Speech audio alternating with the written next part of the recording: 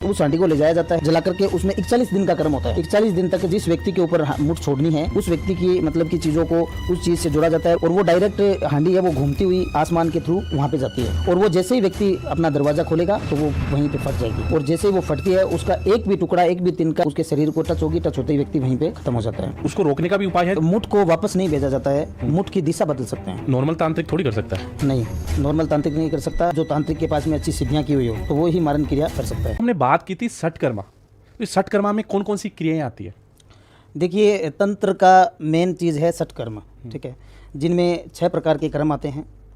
पहला होता है मारन, मोहन, सम्मोहन, वशीकरण, उच्चाटन और स्तंभन। ये 6 क्रियाएं आती है? ये 6 कर्म होते हैं। इन 6 कर्मों के द्वारा मतलब कि सारा तंत्र इन 6 कर्मों के अंदर आता है, ठीक है। और आज हम अलग अलग कर्मों के बारे में बात करेंगे, अलग अलग चीज़ों की बात करेंगे कि इनमें कैसे उनका पता चलता है, कैसे इनका सॉल्यूशन किया जा सकता है। ओके। अभी आपके पास किस टाइप के केस ज़्यादा आ रहे हैं? देखिए, अभी वर्तमान में वशीकरण और मारन के सबसे ज़्यादा केस आ रहे हैं। ओके। वशीकरण और मारन, ये क्रियाएं किसी ने करवा दी तो उसका तोड़ के लिए आपके पास कॉल आ रहा है? जी, कि हमारे ऊपर जैसे मारन हो गया है, ठीक है। तो हम सर्वप्रथम मारन के बारे में, मारन में क्या क्या चीज़ें होती है? देखिए, मारन क्रिया के अंदर ऐसा होता है कि अगर किसी व्यक्ति के ऊपर किसी ने मारन कर दिया है तो मारन 3 प्रकार से होता है, ठीक है।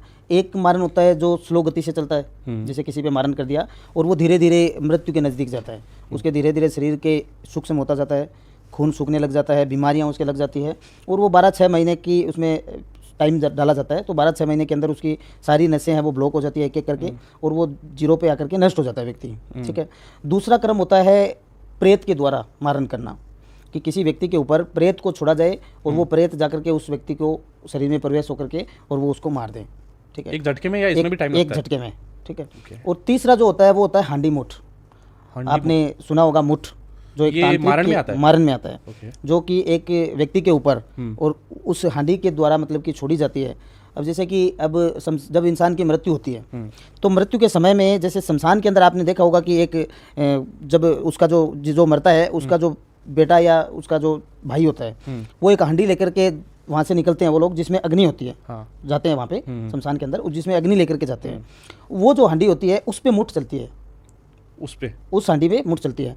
अब जो लोग जानकार होते हैं वो तो उस हांडी को वहाँ पे तोड़ के आते हैं, जो मिट्टी की हांडी होती है उसको वहाँ पे जो भी जानकार होते हैं उनको पता रहता है, तो वो लोग क्या करते हैं कि उस हांडी को जैसे ही वहाँ पे कर्म वगैरह सारा हो जाता है, अंतिम क्रिया होने के बाद में आते समय उस हांडी को फोड़ के आ जाते हैं। अगर कोई व्यक्ति उसको वैसे ही छोड़ के आ गया, ठीक है, तो वैसे तांत्रिक उन चीज़ों का ध्यान रखते हैं कि कोई व्यक्ति उसको साबुत छोड़ के कौन गया है, और उनका टाइमिंग होता है कि 6 घंटे 12 घंटे, ठीक है। क्योंकि जब आत्मा का उस व्यक्ति का संस्कार होता है, अंतिम संस्कार, तो उसकी आत्मा वहीं आसपास में भटकती है, ठीक है। तो उस हांडी के द्वारा उस हांडी को ले जाया जाता है तांत्रिक, और उसके द्वारा उसके अंदर सारी चीज़ें सामग्रियाँ होती है जो भी इसके अंदर जो यूज ली जाती है, वो सारी सामान और एक दीपक जला करके उसमें 41 दिन का कर्म होता है।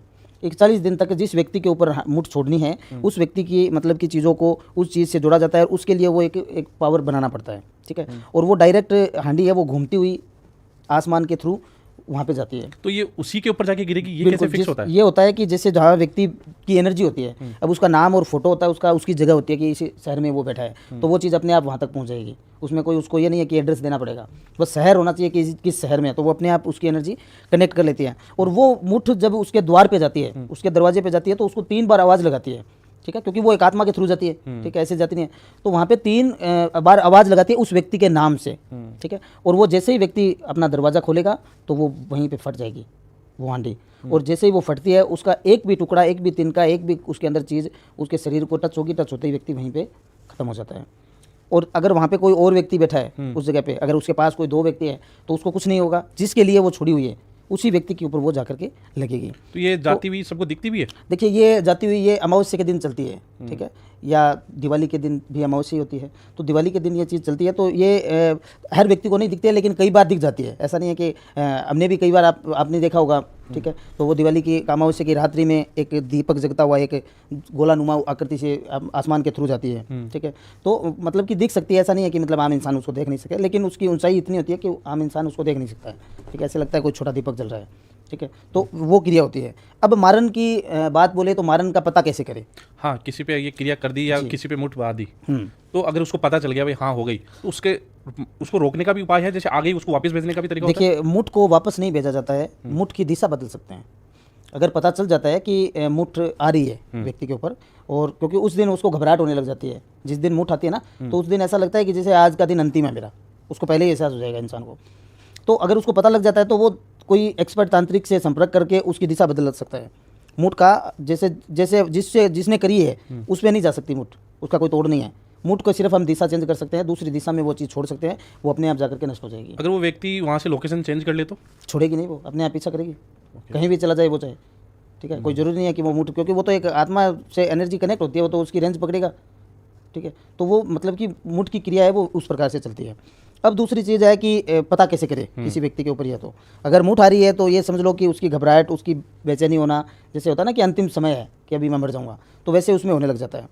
अगर मारन स्लो गति वाला किया हुआ हो तो वो व्यक्ति धीरे धीरे धीरे धीरे उसके सारी चीज़ें डाउन आ जाएगा, वो बीमारियां लगेगी, बीमारियां लग के वो इलाज नहीं होगा, जहाँ भी जाएगा कोई नेगेटिव होगा, सारी जगह पे कोई भी पॉजिटिव टेस्ट में नहीं आएगा, जितने भी टेस्ट वगैरह वो सारे नेगेटिव आएंगे। तो वहाँ पे मतलब कि देखना चाहिए कि अगर इंसान बीमार है, अगर उसको दिल की बीमारी बता रहे हैं डॉक्टर और दिल में कुछ नहीं है, ठीक है, वो एकदम ठीक है, तो मतलब कि वहाँ पे पता लगता है कि इसके ऊपर मारन हुआ है, ठीक है। और वो नींद उसको आएगी नहीं, ठीक है, और छोटी छोटी बातों पे घर में कलेश होता है, ठीक है। तो वैसी स्थिति मतलब कि मारन के अंदर आती है, तो उनसे पता लग सकता है कि इसके ऊपर मारन है।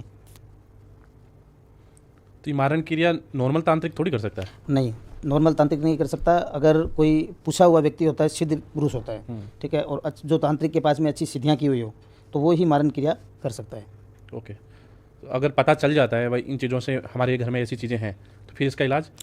इसका इलाज तांत्रिक के द्वारा किया जा सकता है। उन चीज़ों को पहले देखा जाता है कि मारन, कौन सा मारन इनके ऊपर हुआ है, ठीक है, कौन सी चीज़ें की गई है, तो उन चीज़ों को पहले स्कैनिंग के द्वारा पता चलती है कि कौन सी चीज़ें है, फिर उसके उन कर्मों के द्वारा ही उनको मतलब कि नष्ट किया जाता है, ठीक है। तो उनके जो तांत्रिक कर्म होते हैं, वो तांत्रिक कर्म में उसमें लमसम 7 दिन का या 11 दिन का, 21 दिन का कर्म होता है। उनमें से जो भी कर्म मतलब कि करने होते हैं, उनसे मतलब उन चीज़ों को निकाला जा सकता है, जो भी क्रिया हुई है। ओके जी। तो मारन क्रिया अभी के टाइम चलती है? बिल्कुल चलती है। अभी भी बहुत से लोग आते हैं मारन के लिए, लेकिन हम मारन करते नहीं हैं, हम मारन उतारते हैं। तो ऐसा कोई केस था जो इम्पॉसिबल सा था मारन क्रिया में? देखिए, मारन क्रिया का केस इम्पॉसिबल ही होता है, क्योंकि तंत्र की अंतिम क्रिया ही मारन है, ठीक है। तंत्र के अंदर अंतिम क्रिया मारन है, और मारन क्रिया का केस तो ये समझ लो अभी पिछले महीने मैंने 3 से 4 केस सोल्व किए हैं मारन के, जिनके ऊपर मारन हो चुका है। अभी भी इतनी चीज़ें चल रही है? बिल्कुल। लोग क्या करते हैं कि सामने आना नहीं चाहते हैं, दुश्मनी निकालने के लिए ऐसी क्रियाएं करवा देते हैं कि इंसान धीरे धीरे अपने आप ही मर जाए, ठीक है। और वैसे लोगों को ये समझ लो कि चाहे वो कितनी भी ठोकरें खा ले, कितने भी जगह चले जाए, उनका कोई इलाज नहीं होता है, क्योंकि जब तक मारन का जिसको पता किसको चलेगा, अगर वो जानकार है इन चीज़ों का। ऐसे बहुत से साधक है, ऐसे बहुत से तांत्रिक है जो जिनको पता ही नहीं चलता है मारन है, वो ऐसे ही तंत्र क्रिया करते रहेंगे। लेकिन मारन का जब पता चल जाता है तो उसको तुरंत कटवाना चाहिए। अभी पीछे हरियाणा से केस आया था, जिनके पिता के ऊपर और भाई के ऊपर मारन हो गया, मारन क्रिया कर दी थी, ठीक है। और वो समझ लो कि बीमार तो रहते ही रहते हैं, बीमार के साथ में घर में झगड़ा, कलेश, ठीक है, और डाउन जाना पूरा, ना तो पैसों की बरकत होती है उस घर में, और नेगेटिव एंटिटी का आवागमन रहता है जब ये चीज़ें हो जाती है। तो उनका हमने मतलब कि सॉल्व किया था, और पिछले हफ्ते ही उनका क्लियर किया था एकदम। अब ठीक है, वो उनके घर में एकदम जो पहले था उनसे एकदम 100% फ़र्क है। तो मारन के केस भी बहुत मतलब कि लोगों पे 5-5 साल से मारन क्रिया कर चुके लोग, उसमें टाइम डाल देते हैं 5 साल का, कि 5 साल तक कोई दिक्कत नहीं होनी चाहिए, 5 साल तक ये लंबा चले इसकी बीमारी वगैरह। तो वैसे भी ये चीज़ें होती है। तो ये मारन जो क्रिया होती है, ये कोई अपना फैमिली मेम्बर ही करवा सकता है या कोई बाहर वाला भी करवा सकता देखो, अगर व्यक्ति लॉन्ग टाइम से जुड़ा हुआ है किसी व्यक्ति से, ठीक है, और उनके घरेलू टर्म्स होते हैं, जैसे मिलना जुलना होता है, तो वो व्यक्ति भी करवा सकता है और घरेलू व्यक्ति भी करवा सकता है। लेकिन 90% इसमें घरेलू जो कुल का इंसान होता है वही ये सब क्रिया करवाता है। तो ये जो क्रियाएं हैं, ये ओनली तांत्रिक कर सकता है या अघोरी या मौलवी साहब भी कर सकते हैं? कोई मतलब कोई भी कर सकता है? देखिए, ये अगर अघोरी तो ये चीज़ नहीं करेगा, क्योंकि अघोरी भगवान शिव का साधक होता है, और वो इन चीज़ों को मतलब कि किसी के लिए, बुरे के लिए कोई काम नहीं करेगा। हाँ, कोई अघोरी अगर पैसों के लिए करने वाला हो, कुछ ऐसे भी अघोरी हैं जो मतलब कि पैसों के लिए काम करते हैं, तो वो कर सकता है। और मुस्लिम भी कर सकता है, मौलवी भी कर सकता है, तांत्रिक भी कर सकता है। मारन क्रिया का अगर उसको जानकारी होता है, या उसको कुछ इस चीज़ के बारे में नॉलेज है, या वो सीखी हुई है चीज़ें, तो वो मारन कर सकता है। ओके जी।